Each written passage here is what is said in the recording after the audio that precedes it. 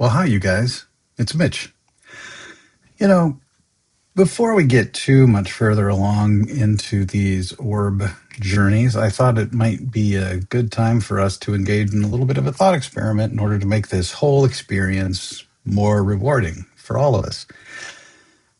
I want to do this thought experiment around this notion of the idea of getting to know someone by wearing their moccasins for a mile. This is a saying my mom used to say in school.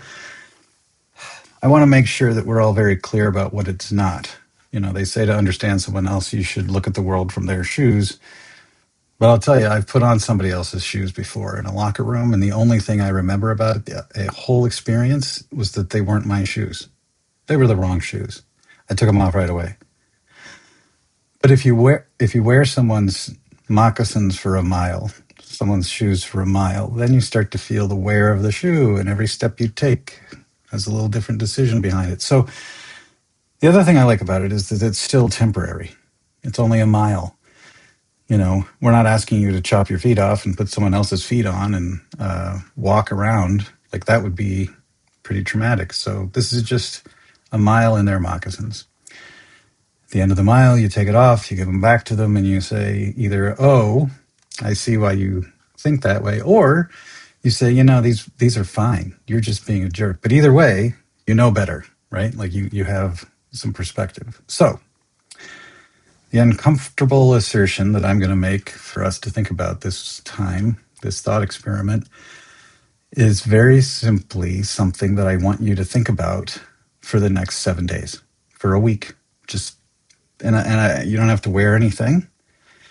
You just have to put this thought in your head and act as if you believe it to be 100% true with every fiber of your being, regardless of what voices come up in your head to tell you why it shouldn't be true, because there's so many.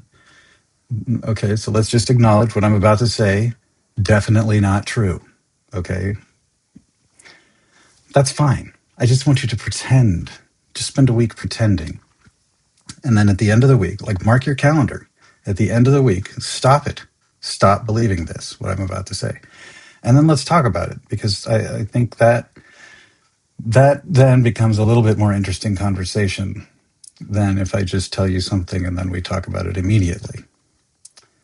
Because that's kind of what everybody tries to do, right? So anyway, here's the assertion. Everything is conscious. Everything. Everything that you see in the universe is conscious, alive, aware, and fully engaged in the wondrous experience of existence as a member of this whole entire universe that we live in. Okay, so what does that mean? Obviously, it does not mean dead bodies or anything that we would call dead, because if we call it dead, very loose definition of dead is something that's no longer conscious. So like a dead body, no longer conscious. I get it. However, the trillions of little critters that make up the body, as soon as the body dies, their whole goal changes from preserving to destroying this vessel, and they are pretty efficient about it. So anyway, I just want to just everything's alive, everything is aware, and just pretend that's totally true. And then let's talk about it next week. Thank you.